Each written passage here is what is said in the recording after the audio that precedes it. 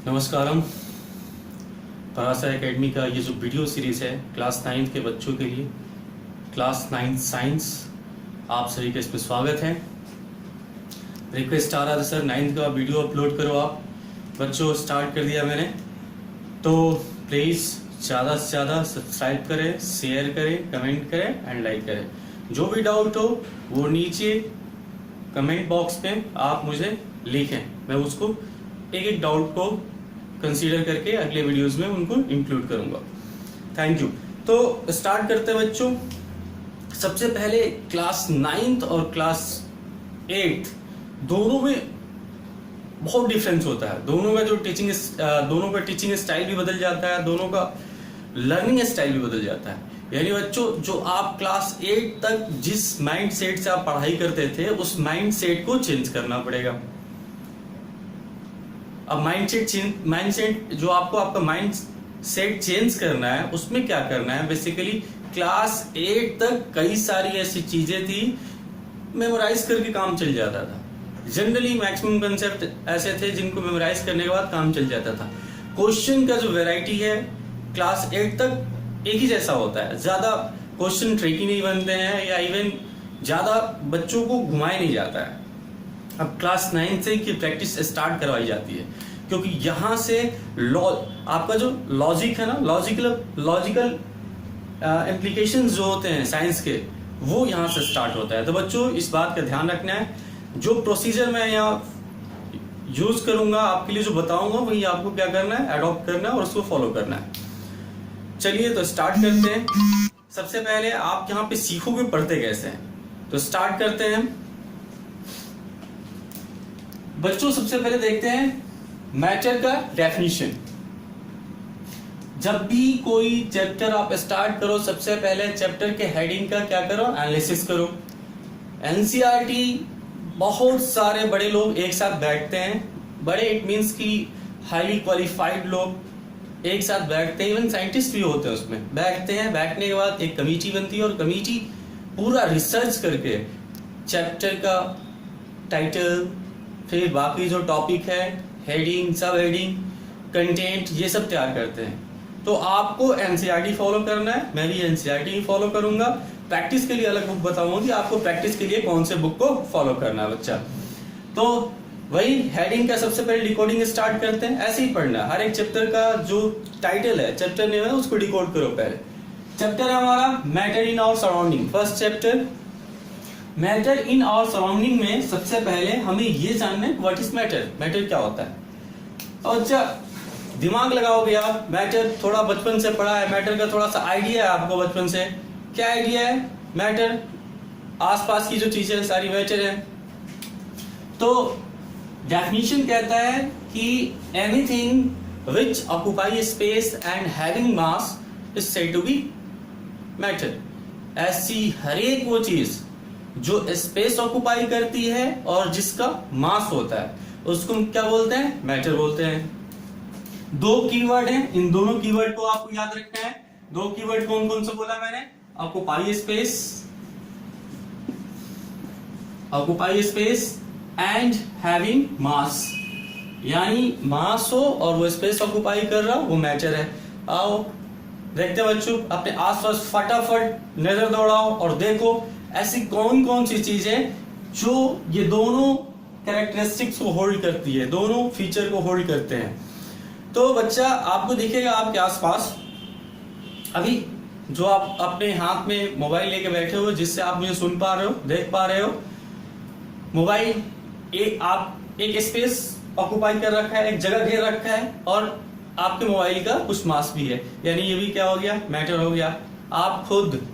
आप भी कुछ स्पेस ऑक्युपाई कर रहे हो और आपका भी कुछ मास है, आप भी मैटर हो गए। आसपास अगर आप टेबल के सामने बैठे हो, चेयर बैठे हो, ये भी क्या हो गया, आपका मैटर हो गया। आप ध्यान दोगे आपके आसपास की हर एक चीज क्या है, मैटर है।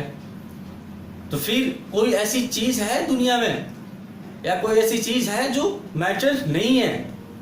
बच्चे ऐसे दिमाग दौड़ाना पड़ेगा, क्रॉस क्वेश्चन आप क्रॉस पूछते रहो। अगर ये है तो वो, अगर है तो नहीं भी तो कुछ हो सकता है, ऐसे सोचना है। और यही आदत आपको डालनी है क्लास 9th में।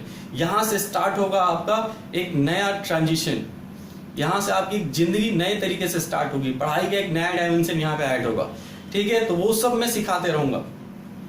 तो जैसे मैंने कहा, आप सोचो कि कोई ऐसी चीज है जो मैटर नहीं है आसपास, तो आपकी कोई ऐसी चीज नहीं होगी जो मैटर ना हो। इवन रूम में जो एयर है वो भी आपके रूम का स्पेस ऑक्युपाई कर रखा है, और एयर में मॉलिक्यूल्स है तो उसके भी कुछ मास है, नेग्लिजिबल मास है बट मास है। फिर बच्चा, ऐसा कौन सा चीज है जो मैटर नहीं है? मैंने कहा सोचो। सोचो इट मीन्स की थॉट, आपके थॉट्स जो हैं, थॉट कोई स्पेस ऑक्युपाई नहीं करता है और थॉट्स के मास नहीं होते हैं। तो आपके थॉट, आपकी इमोशन, और अपने इंडियन फिलॉसफी, इंडियन जो वैदिक कल्चर है उसमें कहा जाता है, सोल के बारे में कहा जाता है कि आत्मा, जो आत्मा की बात की जाती है ना, वो भी क्या है? सोल, वो भी आपका मैटर नहीं है। अब सुना होगा आपने, बड़े बड़े लोग बोलते हैं मेटलिस्टिक है, या नॉन मेटलिस्टिक चीजों में बिलीव करो, मेटलिस्टिक चीजों में बिलीव मत करो। वो यही कहते हैं कि मटेरियल मतलब कि जो फिजिकल चीजें आपके आसपास है, और जो मेटलिस्टिक चीजें नहीं है, नॉन मेटलिस्टिक जो चीजें हैं, बेसिकली सोल, इमोशन, थॉट, इनके बारे में बात की जाती है, ठीक है। तो ये रहा मैटर का डेफिनेशन। थोड़ा और एक अच्छा, मतलब बहुत ही फैसिनेटिंग एक और डेफिनेशन है मैटर का।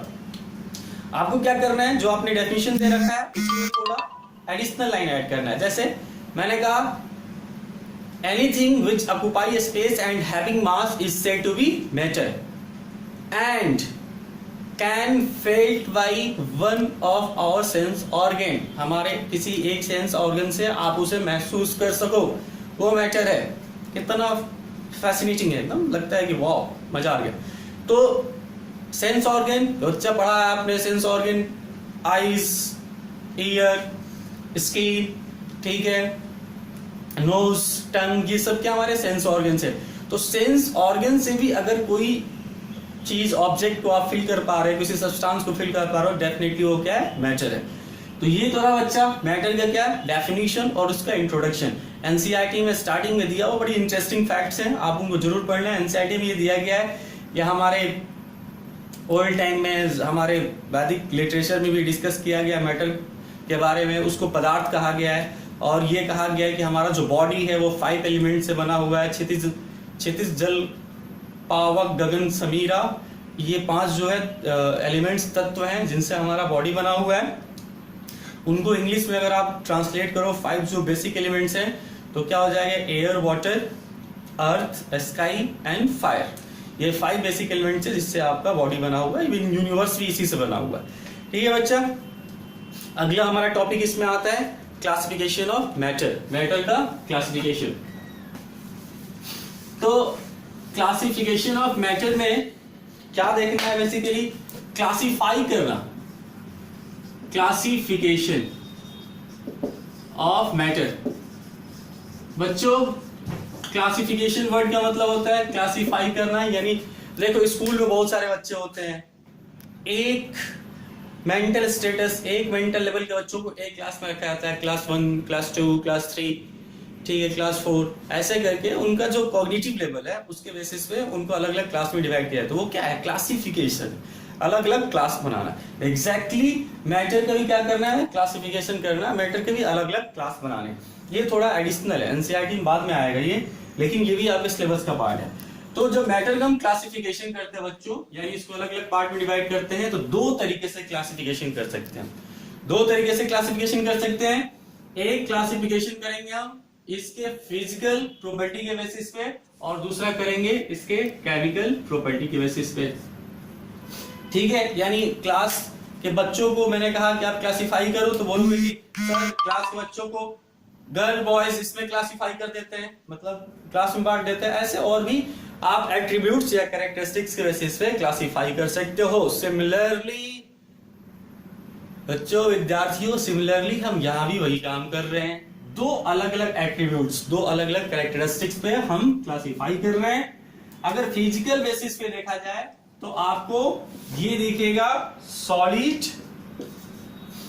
लिक्विड, बचपन से पढ़े हो, थोड़ा आइडिया होगा, एंड गैस। अब हो गए आप थोड़े बड़े, तो दो चीज और ऐड करेंगे इसमें, बोस, आइंस्टाइन, कंडेंसेट, ये हमारे सिलेबस का पार्ट है, इसी चैप्टर में है, और प्लाज्मा, ठीक है, इनके बारे में पढ़ेंगे हम। तो ये तो फिजिकल बेसिस पे हो गया। केमिकल बेसिस पे बच्चा, केमिकल बेसिस पे 3, एक element, compound and third is mixture. ये भी हमारे सिलेबस का पार्ट है, सेकेंड चैप्टर में ढंग से इसको हम डील करेंगे, ठीक है बच्चा। तो ये हुआ हमारा क्लासिफिकेशन।